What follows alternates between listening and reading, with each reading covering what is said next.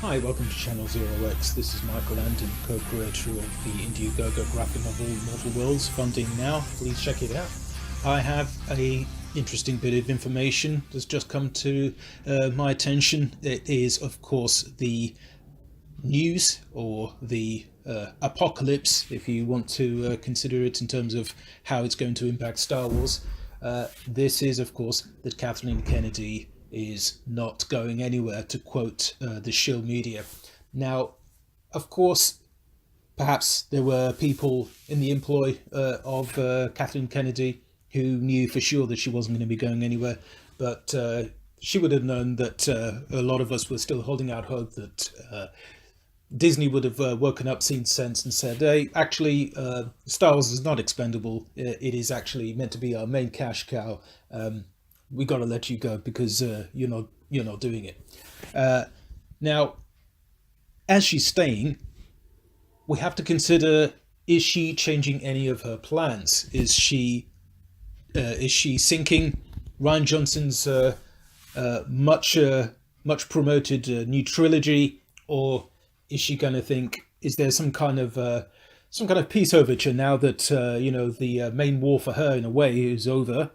Maybe in her mind, that her job is no longer in jeopardy. Maybe she can say, "We'd like to actually move on. Let's see if there is some kind of reckoning that we can have together, which actually sees everybody come out of this as the winner." Will she be big enough to try and do that? Will she, as they say, double down on her SJWism? Apparently, this is the only thing SJWs know how to do.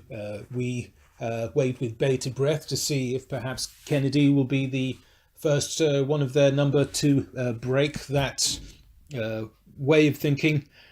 I don't expect that she will, of course, but it's nice to hope, because there is something more important than Kathleen Kennedy at the center of this. Once again, of course, it's Star Wars. Star Wars. It wasn't so long ago, of course, that there was a lot of heartbreak over the quality of the prequels. Not a long time ago for a lot of us, anyway. This is going back, 13 years since the prequels ended, but there was certainly a sense of closure, maybe, for a lot of us at the end of the Revenge of the Sith, that at least things have improved a little bit, maybe, towards the last 10, 15 minutes of that movie. Not enough to legitimize the rest of the prequels and their content, because of course there was so much that was bogging that franchise down at the time, even though Lucas was at the reins, perhaps because Lucas was entirely at the reins and was not prepared to listen to hear anybody else's voice. Now it looks like the only people that Kathleen Kennedy is prepared to listen to is her own echo chamber.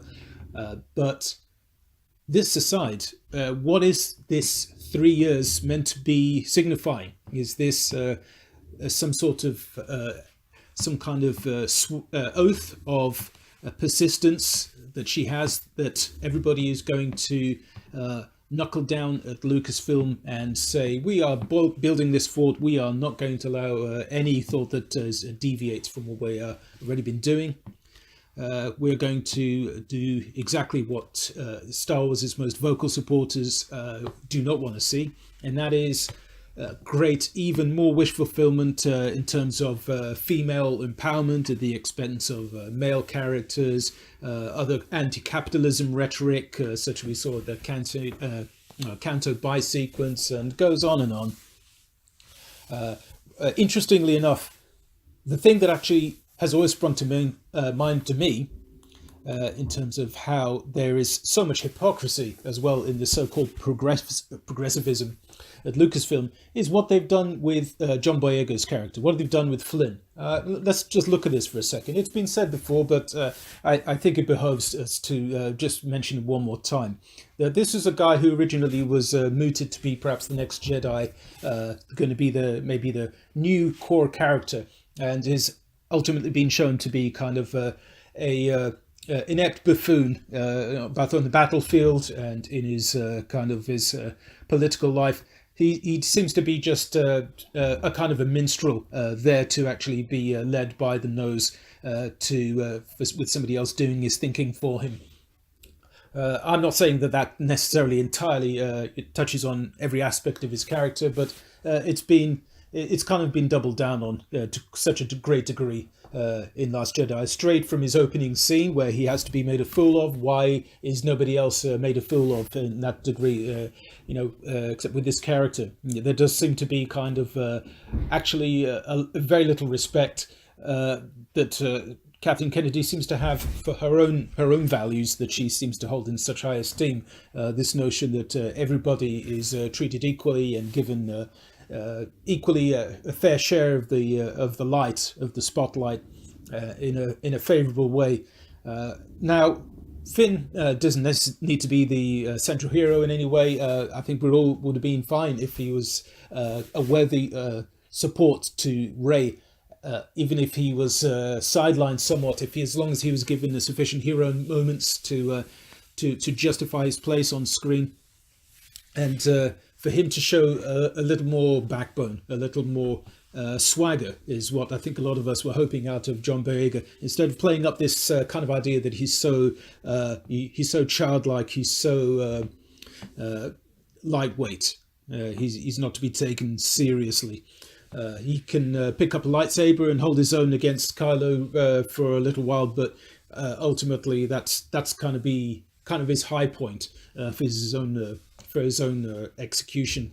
Now, if a character like Rey is given full backing by Lucasfilm to be this central character, so all the rest of the show, like Poe and the rest, they really are just kind of sidekicks. They're not core characters. Rey is this beacon, the shining light. If they even wanted to go there, would there be any way that this could be done successfully in a way that could still justify the direction Star's been taken all this time? I certainly don't think so. Lucasfilm doesn't seem to have anyone in its employ who has that kind of vision, who is able to execute something quite so, I wouldn't perhaps say so ambitious, but it's just such a kind of odd tangent to take.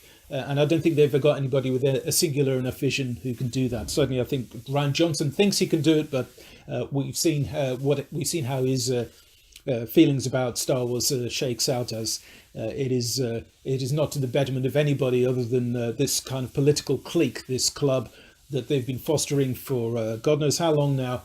And it is all about ensuring that they are in an impregnable situation where nothing that can possibly be able to criticize in a constructive way is given any kind of cachet. We kind of saw this, how Lucas himself sequestered himself in this kind of gold mountain that we called Skywalker Ranch back when he was making the prequels, and it just didn't work out for the prequels, much as some people lament that now if we could only even go back to the prequels.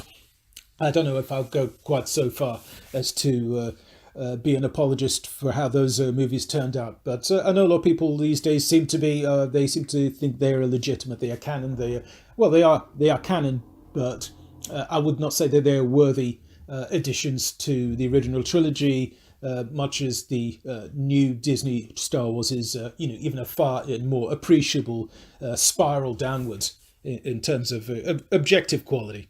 I'm going to wrap this one up. This is Michael Landon.